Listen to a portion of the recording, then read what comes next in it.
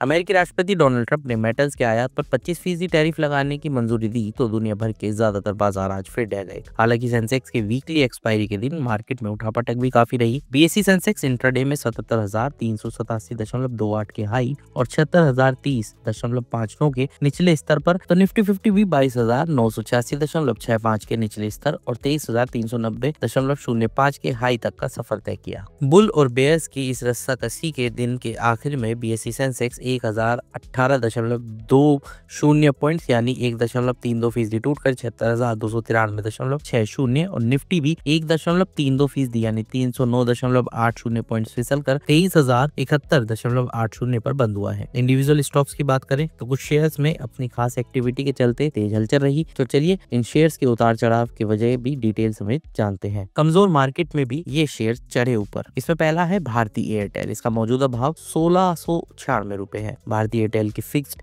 Broadband user base को double करने और 5G based fixed wireless access बढ़ाने की योजना पर शेयर्स को सपोर्ट मिला है। कंपनी ने इसके बारे में शुक्रवार को दिसंबर तिमाही के अर्निंग्स कॉल में बताया था। तब से इसके शेयर कमजोर मार्केट में भी संभले हुए हैं। आज की बात करें तो इंटरडे में ये 0.80% उछलकर 1706 रुपए और 45 पैसे के भाव पर पहुंच गया। तेजी 1% से कम ही है, लेकिन ध्यान देने की वाली बात यह है कि सेंसेक्स का ये इकलौता स्टॉक ग्रीन जोन में बंद हुआ है। अगला है बाटा इंडस्ट्रीज, जिसका मौजूदा भाव है 1341 रुपए। दिसंबर तिमाही के नतीजे पर बाटा इंडस्ट्रीज के शेयर आज इंट्राडे में 1.88% उछलकर 1364 रुपए और 80 पैसे पर पहुंच गए। दिसंबर तिमाही में सालाना आधार पर बाटा इंडस्ट्रीज का नेट मुनाफा 1.2% उछलकर 58.7 करोड़ और रेवेन्यू 1.7% उछलकर 918.8 करोड़ पर पहुंच गया। अगला है ग्रासिम इंडस्ट्रीज, मौजूदा भाव है 2492 रुपए और 35 पैसे। दिसंबर तिमाही में 168.7 करोड़ के घाटे के बावजूद ग्रासिम के शेयर इंट्राडे में 2.94% उछलकर 2543 रुपए और 45 पैसे पर पहुंच गए। शेयर को इसलिए सपोर्ट मिला क्योंकि इस दौरान कंपनी का स्टैंड अलोन रेवेन्यू करीब 27% बढ़कर 8,120 करोड़ रुपए पर पहुंच गया। अगला है ब्रिटानिया। इसका मौजूदा भाव है 4,915 रुपए। ब्रोकरेज फर्म प्रभुदास लीलाधर के पॉजिटिव रुझान पर ब्रिटानिया के शेयर आज इंट्राडे में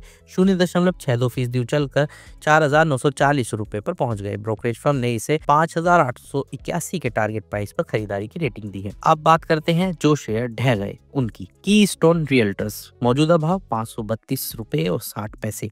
दिसंबर तिमाही के कमजोर नतीजों पर कीस्टोन रियल्टर्स के शेयर इंट्राडे में 8.26% फिसल कर 532 रुपए 60 पैसे पर आ गए।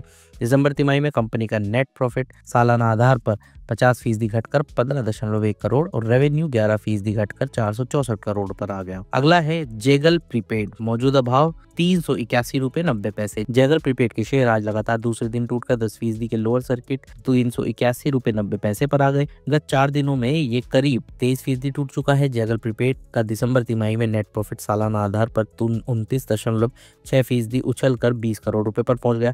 हालांकि तिमाही आधार पर इसके मुनाफे में 2.47% की गिरावट आई है, जिसने शेयर्स पर दबाव बना लिया है। इसके अलावा कंपनी का खर्च भी बढ़ा है, जिसने शेयर्स पर दबाव बनाया है।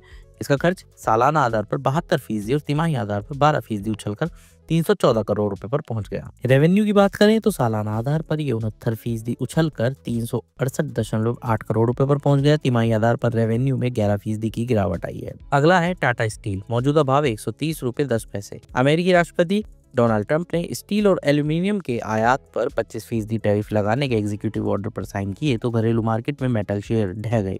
इस ऐलान पर टाटा स्टील इंट्राडे में 3.21% टूटकर 129 रुपए 70 पैसे और नेल को 5.58% फिसल कर 180 रुपए 30 पैसे पर आ गया। और आखिर में बात करते हैं होंडा इंडिया, मौजूदा भाव 2,324 रुपए। दिसंबर तिमाही के कमजोर नतीजे पर होंडा इंडिया के शेयर इंट्राडे में 4.48% टूटकर 2,277 रुपए और 25 पैसे के भाव पर आ गए। दिसंबर तिमाही में सालाना आधार पर होंडा इंडिया का शुद्ध मुनाफा 33% फिसल कर 19.09 करोड़ रुपए और रेवेन्यू 22% गिरकर 204.18 करोड़ रुपए पर आ गया।